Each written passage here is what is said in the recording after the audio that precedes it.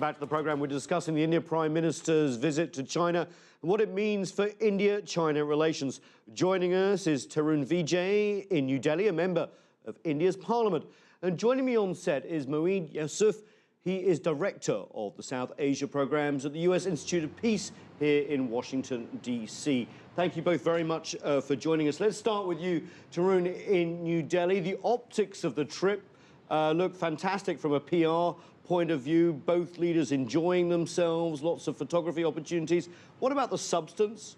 The substance is that it's a great Himalayan handshake. Both the leaders have shown immense statesmanship, and when they were having selfie, it was just not two leaders. The 2 billion plus people were having selfie yoga in China. It was a Chinese namaste to an Indian ni hao.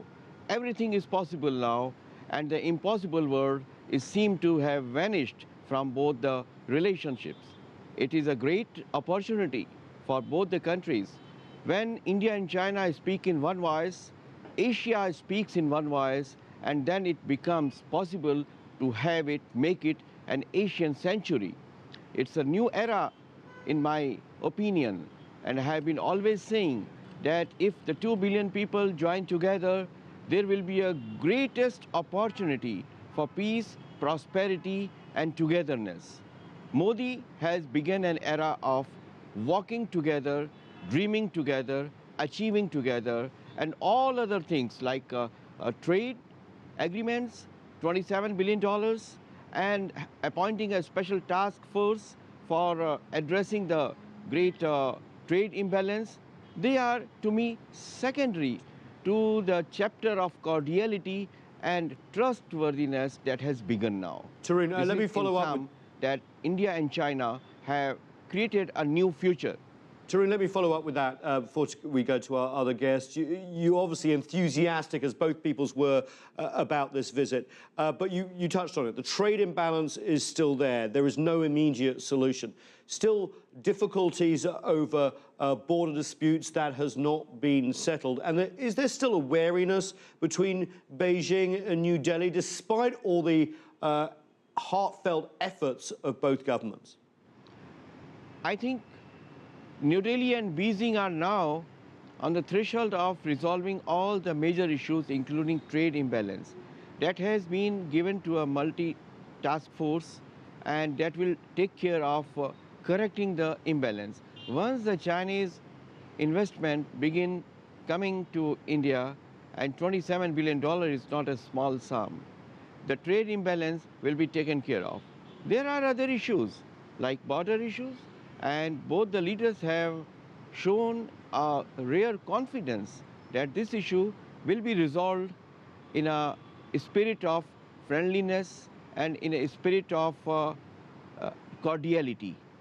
It's a miracle that India and China are in relationship for the 2 millennium.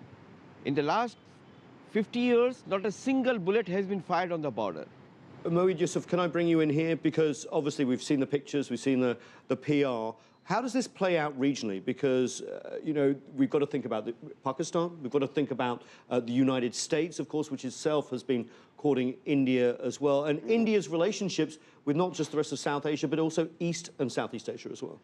Look, I think China has come into the region in a big way. There's no question about that. You've seen China's overtures to Pakistan, just sort of giving a $46 billion deal to Pakistan just 2 or 3 weeks ago. Now with India, I think the Chinese have made a statement which is that they want to connect with South Asia and connect South Asia.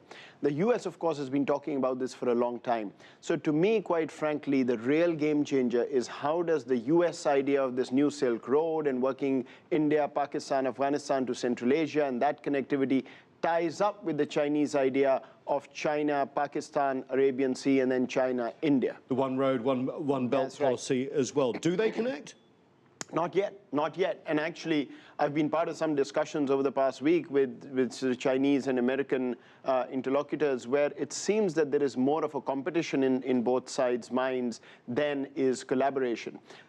And is India ground zero for that competition, considering the suspicions in Beijing about US overtures to India when it comes to potentially containing China in the Indian Ocean Yeah. and also in Asia? I think in a lot of ways India is, but it's really the India-Pakistan relationship that's ground zero. You know, unless you can solve that puzzle, at least to the point where India and Pakistan are willing to connect with each other economically, I don't think the US and Chinese initiatives can come together. And if they don't, quite frankly, they'll be good, but they're not going to connect South Asia in a way that Asia requires to become the real economy for the 21st century.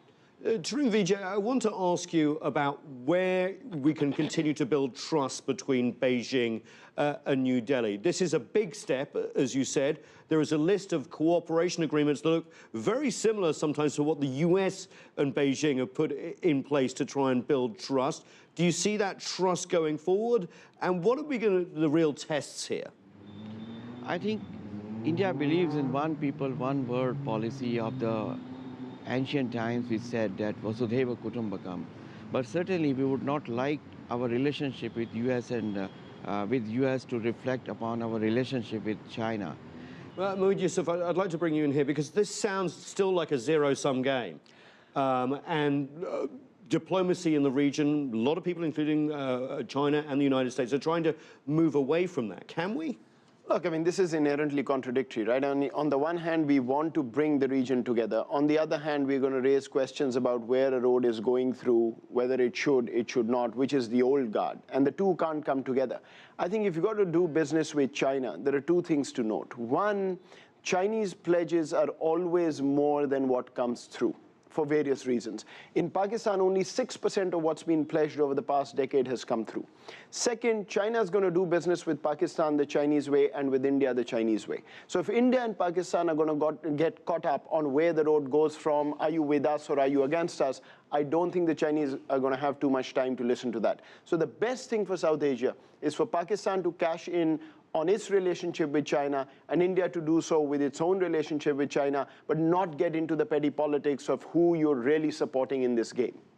And in terms of the wider relationship in the region, especially when it comes to, for example, the Indian Ocean and the South China Sea? I think it's very competitive, to be very honest. I think the US-China relationship in the South China Sea, the India-Pakistan-China relationship in the Indian Ocean, unfortunately, we're still more competitive than collaborative. And unless we can change this in letter and spirit, and it's really a change in the mind. We've got all the things required on the ground. It's a change in the mind in India, in Pakistan, and in other countries if this has really got to work. What would help with that? Well, this is a million-dollar question, but at the end of the day... multi-billion-dollar question, that's true. But if India and Pakistan don't talk, this can't happen. And unfortunately, as we speak, India and Pakistan are not talking. They haven't been talking for months. And the Modi government, took a stand on conversations with Pakistan. Pakistan is now questioning whether it has the political space to do that. So unless they sit down and talk about everything, I don't think India-Pakistan will move forward. Tarun Vijay, one more last question to wrap this up. What do you think Indians have taken away from this visit? The biggest takeaway is cordiality and restoring the trust that existed before '62. All these years were the years when we were described as adversaries and having a big trust deficit. With Modi visit, which is unprecedented, historic, no Indian Prime Minister has received so much of warmth and a very, very visible welcome that Modi has received. And this begins an era where we can trust each other. Everything else is possible if we trust each other, and that is the biggest takeaway to me.